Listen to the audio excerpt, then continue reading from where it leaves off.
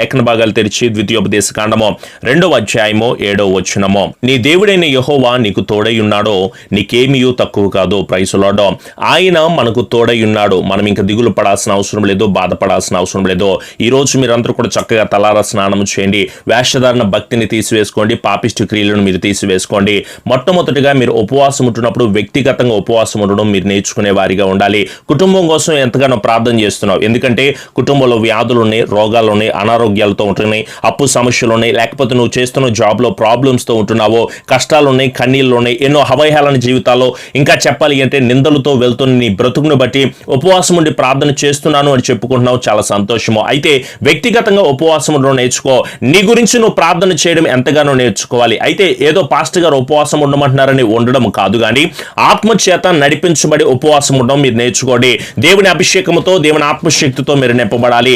ఏదో ఉపవాసం ఉంటున్నాను బ్రదర్, ఏమీ తినకుండా ఉంటున్నాను అని చెప్పడమే కాదండి, ప్రార్థన చేత మీరందరూ కూడా నింపబడే వారిగా ఉండాలి. ఏదో ప్రార్థన చేస్తున్నారు, ఆత్మచేత నింపబడమే కాదు, దేవుని వాక్యాన్ని నిరంతరం కూడా ధ్యానం చేస్తూ చదువుతూ నీ ఉపవాస క్రమాన్ని ముందుకు తీసుకెళ్లే వారిగా ఉండాలి. నీ ఉపవాసం ఉన్నట్టు ఎవరికి చెప్పుకోవాల్సినంత అవసరం లేదో, రహస్యముగా చూచుచున్న తండ్రి ప్రతిఫలాన్ని కలుగు చేయబడేలాగున తప్పకుండా దేవుడు మీ కుటుంబంలో కార్యములు జరిగించబడేలాగున, ఎలా జరుగుతుంది మిరాకిల్, ఎలా జరుగుతుంది కార్యాల్లో, అవదనుకున్నాము, జరగదనుకున్నాము, ఏమీ వల్ల కాదు అని చెప్పేసి అనుకుంటున్న ప్రతి విషయము కూడా ఉపవాస ప్రార్థన వల్ల తప్పకుండా కార్యాలు జరిగించబడతాయి. చెరసాల్లో ఉన్న వారికి విడుదల కలిగిందండి, బంధింపబడిన వారందరూ కూడా విడిపించబడ్డారు, చావు దగ్గరికి వెళ్ళిపోయిన ప్రతి ఒక్కరు కూడా పూర్తి విడుదల పొందుకున్నారండి. ఆయన దగ్గరికి వస్తే పడిపోయిన వారందరినీ కూడా ఆయన ఉద్ధరిస్తాడు.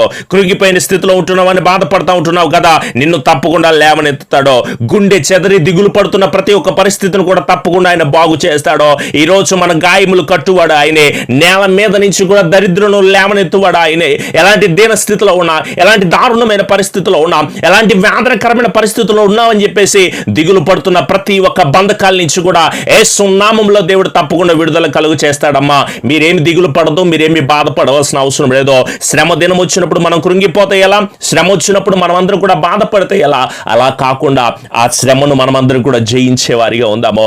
ఆయన భేదంలో కూడా పైకి లేవనెత్తువాడండి, దరిద్రులకు న్యాయము తీర్చేవాడు ఆయన. తండ్రి లేని వారు అనుకుంటున్నారు కదా, భేదవారు అనుకుంటున్నారు కదా, పేదవారు అనుకుంటున్నారు కదా, స్వస్థత లేదు అని చెప్పేసి అనుకుంటా ఉంటున్నారు కదా, తండ్రి లేని వారిని దేవుడు సహాయాన్ని దయచేస్తాడు. అమ్మ, భర్త లేడని, బిడ్డలు లేరని, కుటుంబం లేరని మీరెవరు దిగులు పడాల్సిన అవసరం లేదు. నా దేవుడు అనాథలను కూడా ఆదరించే దేవుడు. ఏకాంగులుగా ఉంటున్నారు బ్రదర్, నాకు బిడ్డలు లేరండి, లేకపోతే నాకు పెళ్లి కాలేదు అని చెప్తున్న వాళ్ళు ఎంతో మంది ఉంటున్నారు. ఏకాంగులు కూడా సంసారులుగా చేస్తాడో. గర్భఫలాన్ని తెరవగలిగింది సర్వోన్నతుడైన దేవాది దేవుడు మాత్రమే. నేను ప్రకటిస్తున్న సర్వోన్నతుడైన దేవాది దేవుడు ఒక్కడ మాత్రమే ఆయన గర్భఫలమును ఇవ్వగలిగిన, తెరవగలిగిన సమర్థత కలిగిన దేవుడు ఆయన. ఎలాంటి అద్భుత కార్యాలను చేస్తాడు ఆయన. దరిద్రులు మొర్ర పెట్టుకుంటుంటే వారి ప్రార్థన ఆలకిస్తాడు, దీనులు మొర్ర పెట్టుకుంటుంటే దేవుడు ప్రార్థన ఆలకిస్తాడు. కానీ మీరెవరు కూడా మొర్ర పెట్టలేని స్థితిలో ఉంటున్నారు. వాక్యం వింటున్నారు, చాలా సంతోషం బ్రదర్, వాక్యం ఆధ్యాత్మికంగా బలపడుతున్నామని చెప్పుకుంటున్నారు. కానీ నేను పరిశుద్ధాత్మ ద్వారా చెప్పగలను, నీ పాపిష్టి జీవితాన్ని నువ్వు వదిలిపెట్టలా, నీకున్న అంధకారమైన శక్తులను వదిలిపెట్టలా, చెడు క్రియలను వదిలిపెట్టలా, అదే పాపపు తలంపులు వదిలిపెట్టలా. నీ హృదయం పాపిష్టి తలంపుతో నిండిపోయింది. ఎన్నిసార్లు గద్దించినా, ఎన్ని వాక్యాలు చూపిస్తున్నా, ఎన్ని రకాలుగా ఉండాలి అని తెలియచేస్తా ఉంటున్నా సరే, అదే పాపిష్టి బ్రతుకో బ్రదర్. ఇలా ఉండకపోతే బాగోదు, ఇలా జీవించకపోతే బాగోదు, ఇలా వెళ్ళకపోతే బాగోదు అంటే అలా వెళితే నరకానికి వెళ్తావు అని తెలియచేస్తా ఉన్నప్పుడు అలా వెళ్ళడమే బాగుందా నీకు? బంధువులు ఏమన్నా తోడై ఉంటారు అనుకుంటున్నావా? ఎవరైనా హాస్పిటల్లో ఉంటే బంధువుల విషయం ఏంటో అర్థమవుతుంది. నేను నిజంగా చెప్పగలను, నా బంధువులు మీరే, నా కుటుంబం మీరే అని చెప్పడానికి నేను ఎంతగానో ఆనందపడతా ఉంటానో.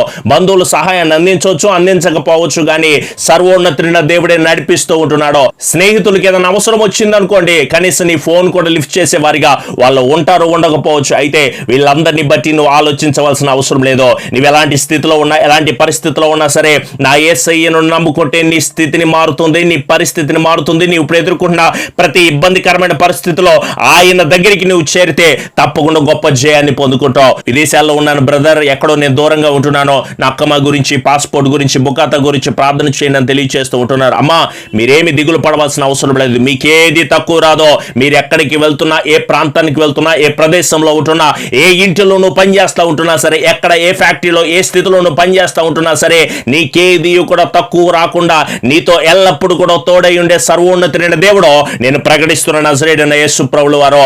యేసు ప్రభుల వారి పెళ్లికి వెళ్తే నీటిని ద్రాక్షరసంగా మార్చాడు ఆయన. ఆయన ప్రాంతంలో ట్రావెల్ చేసుకుంటూ వెళ్తుంటే పుట్టుగుడ్డి వారు చూసేదట్లో, చెవిటి వారు వినేదట్లో, మోగవారు మాట్లాడేటట్లు చేశాడు ఆయన. పక్షవాయువు కలిగిన వాళ్ళు కానీ, ఓత్సకాల చేతులు కలిగిన వాళ్ళు కానీ, నడు వంగిపోయిన వారిని కానీ దేవుడు స్వస్థపరిచాడండి. ఎంత మంది చేత అద్భుత కార్యాలు జరిగించలేదు ఆయన. గాలి, సముద్రమే వెంటనే ఆయన మాట విన్నది. ఈరోజు మనము ఆయన ప్రకారంగా జీవిస్తే, ఆయన యొద్దకు మనం వెళ్తే తప్పకుండా దేవుని కృపను పొందుకునే వారిగా ఉంటాం. మీరందరూ ఆయన్ని విశ్వసించండి, పరిపూర్ణమైన నమ్మికను కలిగి ఉండండి. మీ జీవితాన్ని ఆయన కొరకు మీరు పూర్తిగా సమర్పించుకునే వారిగా ఉండండి.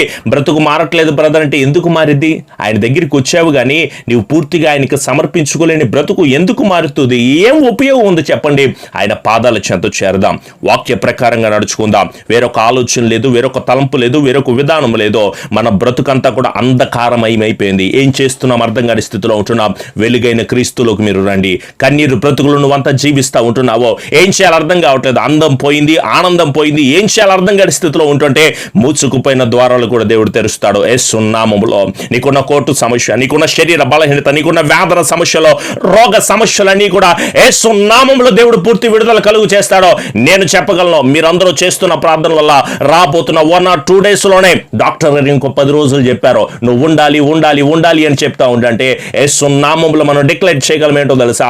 అమ్మగారు తప్పకుండా 1 or 2 days లోనే మన మధ్యలో రికవరీగా ఉండి మంచి సాక్ష్యాన్ని తెలియచేసే గొప్ప కృపను దేవుడు దయచేయబడును గాక. విశ్వాసముతో ఉందాం, నమ్మికతో ఉందాం, కృతమైన నిశ్చయాన్ని కలిగి ఉందాం. మీరందరూ ప్రార్థన చేస్తున్నారు, సంతోషం. ఈ రోజు మనం చేస్తున్న ఉపవాస ప్రార్థన దీవెనకరముగా, మహిమకరముగా, ఆశీర్వాదకరంగా నడిపించబడేలాగున ప్రార్థన చేద్దాం. మీకున్న కష్టాలు కానీ, సమస్యలు కానీ, వ్యాధులు కానీ, బాధలు కానీ, కుటుంబ సమస్యలు కానీ, ఎన్నో రకాలైన బాధల చేత మీరందరూ బాధపడుతున్న సమయంలో కూడా మనం ఎవ్వరూ కూడా బాధపడవలసిన అవసరం లేదు. ఆయనే చెప్పిన మాటను మనం అందరూ మర్చిపోతే ఎట్లా? ఏదో బాధ వచ్చిందని మర్చిపోతే ఎట్లా అండి? మనము ప్రయాసపడి భారం మోస్తున్న సమస్తమైన జనులారా మీరు నా యొద్దకు రండి, నేను మీకు విశ్రాంతిని కలుగు చేస్తానన్నాడు.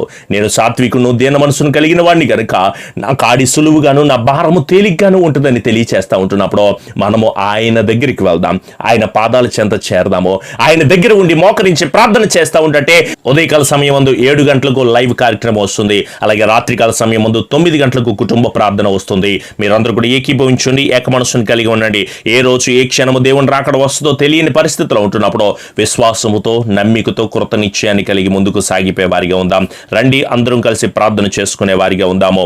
పరిశుద్ధత కలిగిన దేవా, మీకు స్తుతులు స్తోత్రాలు చెల్లిస్తున్నాము తండ్రి. నీ రెక్కల చాటున మమ్మల్ని అందరినీ ఇప్పటి వరకు కాపాడి, సంరక్షించి, బలపరిచి, స్థిరపరిచి, కృపణించినందుకు మీకు వందనాలు ప్రభువా. ఈ వైరస్ మమ్మల్ని చేయకుండా నీ దూతల కాపుదల మా అందరికీ మీరు కలుగు చేయమని వేడుకుంటున్నాం ప్రభువా. ప్రతి పరిస్థితిని మార్చగలిగింది మీరే, ప్రతి ఇబ్బంది నుంచి విడుదల కలుగు చేయగలిగింది మీరే ప్రభువా. ఆర్థిక ఇబ్బందులతో మేము అందరం బాధపడుతున్నాం, శరీర రుగ్మతలతో బాధపడుతున్నాము. కొన్ని భయానకమైన పరిస్థితులు మమ్మల్ని ఏం చేయాలో అర్థం కాక అగమ్యగోచరమైన పరిస్థితుల్లో ఉండగా దేవా నీకే మొరపెట్టుకుంటున్నాము తండ్రి. నీవే మాకు ఆధారము దేవా, నీవే మా కేడము తండ్రి. మా అతిశయాస్పదము మీరే ప్రభువా. మీకే మొర్ర పెడుతూ ఉండగా మేమందరం కలిసి కన్నీటితో ప్రార్థన చేస్తూ ఉండగా మా మరణం ఆలకించండి తండ్రి. ప్రతిఫలాన్ని మాకు కలుగు చేయండి ప్రభువా. అనేక మంది ఇబ్బందులు పడుతున్న ప్రతి ఇబ్బంది నుంచి విడుదల కలుగు చేసి మా దేవుడు నీవే అని మిమ్మల్ని ఆరాధన చేస్తూ ఉండగా మా అందరికీ స్వస్థత, విడుదల, నెమ్మది, సమాధానమును ఆశీర్వాదకరంగా మమ్మల్ని అందరినీ కూడా నింపమని వేడుకుంటున్నాము ప్రభువా. బిడ్డలందరూ ఈరోజు చేస్తున్న ప్రతి పనిలో ఏ వైరస్ బిడ్డలను తాకనీయకుండా నీ కృపచేత నింపమని, స్థిరపరచమని, బలపరచమని, ఎవరైతే జ్వరాలతో వారి సిమ్టమ్స్తో బాధపడుతూ ఉంటున్నారో వాటన్నిటి నుంచి విడుదల కలుగు చేసి నీ కృపతో, నీ క్షేమంతో మమ్మల్ని అందరికీ కూడా నింపి బలమును దయచేసి ఆశీర్వదించమని మా ప్రియ రక్షకుడైన యేసు నామములో అడుగుచున్నాము తండ్రి, ఆమెన్. మన తండ్రి అయిన దీవెన, కుమారునికి కృప, పరిశుద్ధాత్మ నీకు అన్యోన్య సహవాసపు సన్నిధి ఎల్లకాలము దేవుని ఆత్మ మనకును సకల పరిశుద్ధులకు తోడయుండి దేవుని కృపతో నింపబడుతున్న ప్రతి ఒక్కరి మీద కూడా నీ రక్త ప్రోక్షణను అనుగ్రహించి నీ దూతల కాపుదల ఉంచి ఎలాంటి ఇబ్బందులు ఎదుర్కోకుండా నీ కృపాని ఆశీర్వాదం నింపి నడిపించి బలాభివృద్ధిని దయచేయబడును గాక. ఆమెన్. యేసు రక్తమే జయం, సెలవు రక్తమే జయం.